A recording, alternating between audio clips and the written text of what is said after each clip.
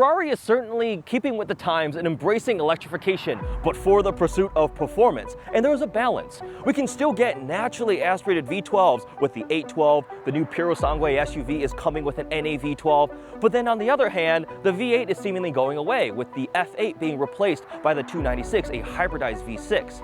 But there is still a way to get a twin-turbo mid-engine V8 Ferrari, and it's with this car, the hybrid SF90. This one is a Spider with the Assetto Fiorano package, and today we get to drive it.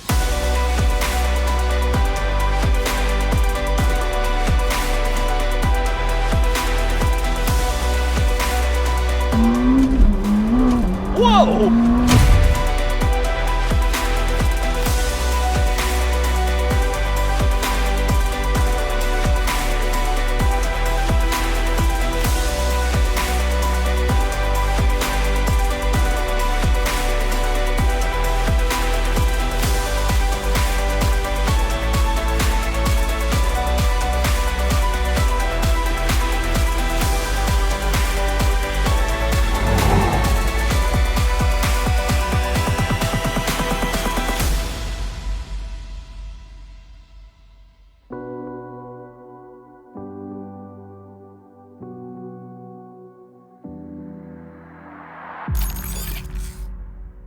So it has a 4-liter twin-turbo V8 that is related to the one found in the outgoing F8, but more power, 769 horsepower.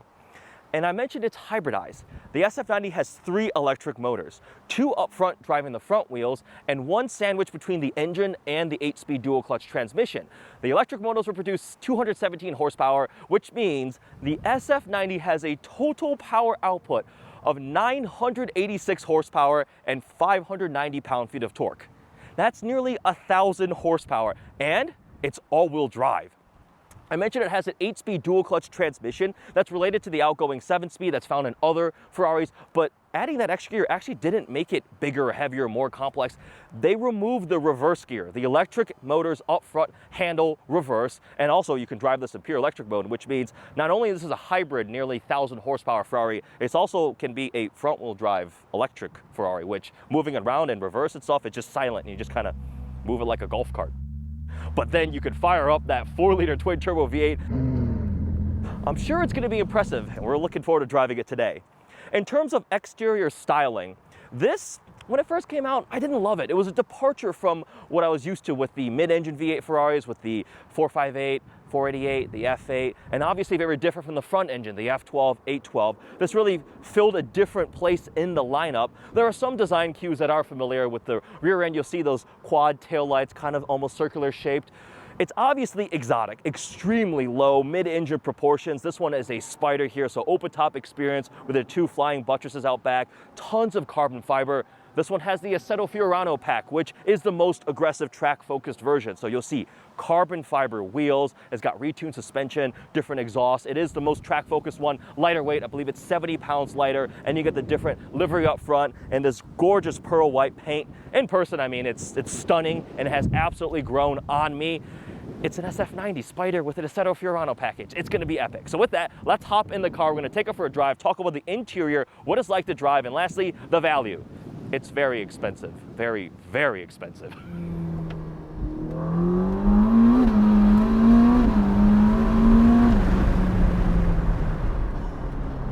Oh my gosh. Okay, we are now on the road in a nearly 1,000 horsepower Ferrari, and what is it like? Well, mind-blowing. Wow. Let's talk about the interior first. When you first climb into the driver's seat of an SF90, it's almost a little overwhelming. There is a lot going on here. It's sensory overload, buttons and screens, and this is the latest, modern, most cutting-edge Ferrari, filled with a bunch of tech. All of that. Explain your request, please. Cancel. But now instead of Forgive me, I didn't understand what you said. Well, I'm not talking to you. Cancel. Initial impressions are, no, stop talking to me. Cancel, cancel, cancel. What the, and what is it like? Wow, hey, stop talking to me. Cancel.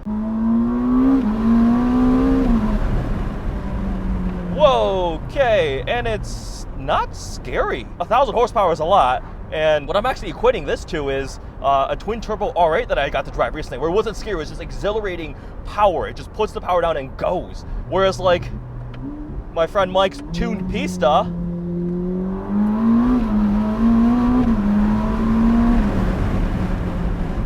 making almost as much power. When you get on that thing, you have to roll on the throttle, but it's tail happy, it's scary. This is actually much more secure feeling. It's just go, it's just a shove. Okay, let's go back to the interior before I was interrupted by the car itself. A lot of screens, right? Prior Ferraris, if you look like a 458, any of them really, everything's on the steering wheel. Same thing with this, they just have made it all screens now. You no longer have a start-stop button. It's a little touch screen in the middle. Controlling everything is via a touchscreen, from your climate to, I was adjusting mirrors when I first got in the car. That was all with these little touchscreens, and it's very driver focused. Passenger pretty much doesn't have anything. There is a passenger screen that's almost centered here, and it can control things like your media, navigation, similar to the passenger screen in the F12 and then the 812. But front and center is a full digital cluster. For the longest time also, Ferrari still kept the analog tachometer in the middle. It's kind of a signature center point, and then digital screens on either side. Now it's full digital. We still have a big tachometer in the middle with the red line right dead in the middle. It's yellow right now on this vehicle here, but there's just so much info. I've got vehicle status here with tire pressures and temperatures. I've got fuel range. I've got electric range, speed. You control the left screen. So it would probably take, I don't know, a couple hours of sitting here and climatizing yourself to learn what everything is, how to control all the interface, where all the information is. So again, it is a bit of sensory overload, and I only have a little bit of time with this car, so I'm just getting in, experiencing, and trying to share it. But that's the direction. It's all just digital screens and everything. It's cool right now. It feels, oh, you got tire squeal in a Kia Sorento. It's very cool now. I mean, it's immersive. It's really futuristic feeling, but I wonder long term, how is this gonna feel? Yesterday, I was just driving two gated manual F430s, and those things are aging beautifully, right? It's just an amazing experience. And that power is addicting.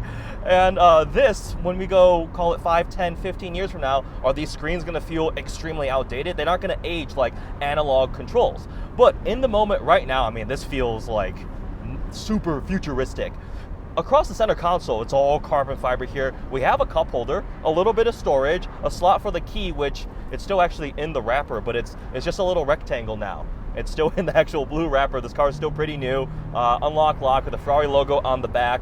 And then here's a really cool design touch. The selector for your transmission is no longer push buttons on a little like vertical stalk outcropping that some of the Ferraris have had. It's like a gated manual look, metal like push little lever system there. So you can go to reverse, auto, or manual. I'm in model and then manual, and then power start, which is Ferrari code for launch control. Got these two big fixed paddle shifters, carbon fiber, downshift, and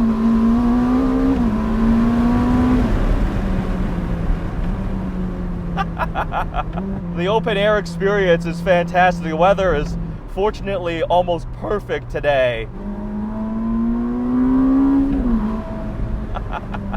Let's talk about some of the different drive modes. So I'm in race right now, which is power. Engine on, electricity flowing. If I go into, there's a hybrid mode, it auto decides whether it wants the engine on or electric. So it just went into full e-drive.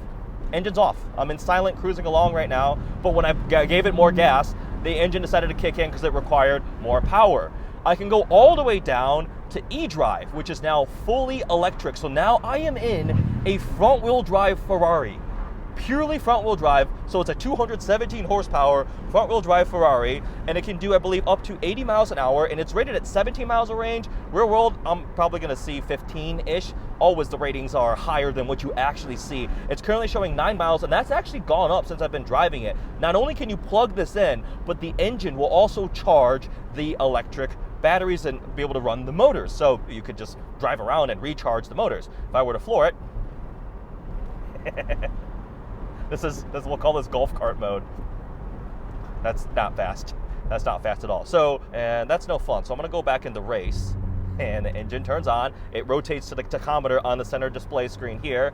In manual mode, downshift a couple times. There also is another mode called qualifying, which I believe is like max attack everything. So you have a lot of flexibility with these different drive modes, a lot of different ways you can enjoy your Ferrari SF90. I mentioned this has the Assetto Fiorano package, which is the most track-focused iteration. One of the things you'll immediately notice is the carbon fiber wheels.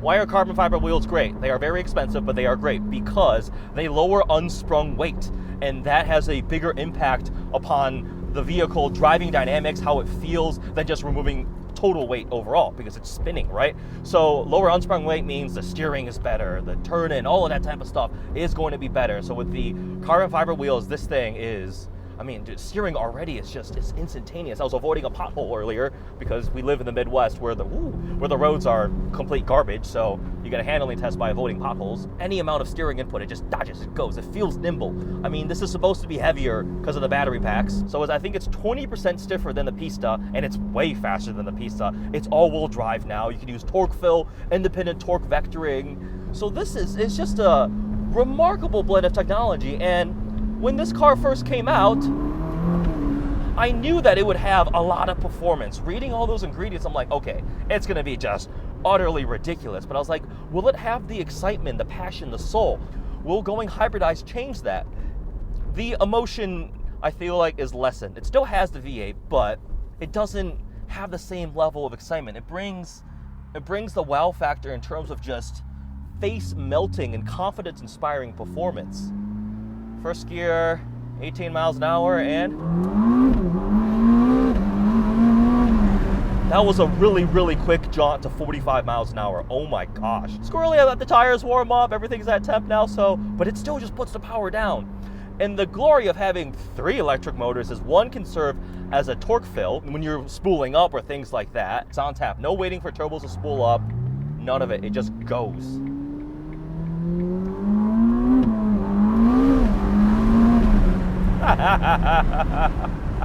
I wouldn't even remotely compare this to the experience of a 488 Pista or a Ferrari A12 or an Aventador. Like, I don't know what to equate this to. The only thing I can remotely compare it to was the twin-turbo R8. When the traction control in that car is so well dialed in, you just grab a gear and go. It just accelerates, right? That's what this feels like to me. Not quite on the level of like a Bugatti Chiron, which, having been for a ride in one of those, that's just effortless, endless wave of torque, but maybe 75% of a Chiron. Let's talk about value. And again, I've said this before, it's very hard to associate the word value with a car that costs more than everybody's house. Like, this starts at $507,000 for the coupe. The Spider, I believe, is like $560,000. The Assetto Fiorano pack is $57,000. And if you've ever seen how to option a Ferrari, the dollar figures just start climbing. Paints, tens of thousands of dollars easily. Carbon fiber, and this one is loaded. Carbon fiber steering wheel, got the Italian flag there, carbon fiber in here, the race seats with the red leather accents. Like, it's, I don't know the exact sticker price of this one, I'll have to ask the owner, but you could easily option an SF90 to 700 grand without even trying. And then in America, the market price for these has climbed to 700, 800, 900,000. I've seen Spiders, loaded Spiders, I think sell for 900 or be asking at least for 900,000 to $1 million. So that is a mind-blowing amount of money. Does it compete to anything brand new? SVJ is 700K. I mean, they were going for a lot more, but this makes 200 more horsepower, right? We're in this echelon of car where there is no direct competitor. What do you cross-shop this with? I use Carrera GT, but those are a lot more now. I use Bugatti Veyron. So, yeah, it's value, sure. It makes a lot of power for a lot of money and a lot of performance. If you can afford one and you can get one, try it out. Why not? Long-term living with the car, I think you would get used to all the tech and things like that. I got interrupted at least half a dozen times by the voice assistant. I don't know what touch interface I'm brushing to make that happen. It's actually very spacious and comfortable. I'm 6'3", even Spider got plenty of space, feels pretty open. Trunk space is probably a little more limited in storage. You just have a little pocket here, doesn't have a ton of cargo capacity, so this is not a Grand Touring car either. It's a track-focused mid-engine hybrid rocket ship. Well, now I've gotten to experience SF90 Spider. It has garnered my respect. Maybe not my absolute love and enthrallment, whereas a Pista I would trade an internal organ for if it was worth enough. I don't need 2 kidneys. There it is, a quick review on road of the Ferrari SF90 Spider with the Assetto Fiorano pack. I just experienced this as a straight line rocket ship. I mean, it took a couple turns, but I'm in the suburbs of Chicago. You need to get on a racetrack to truly explore the limits of this car, which I'm not doing. So take that with a grain of salt, everything I'm saying. But very interesting how it compares to the rest of the lineup. I respect it. All-wheel drive and front-wheel drive, electric, hybrid, almost 1,000 horsepower Ferrari SF90. Pretty badass experience. I hope you guys enjoyed this review of the SF90 Spider. Thanks for watching.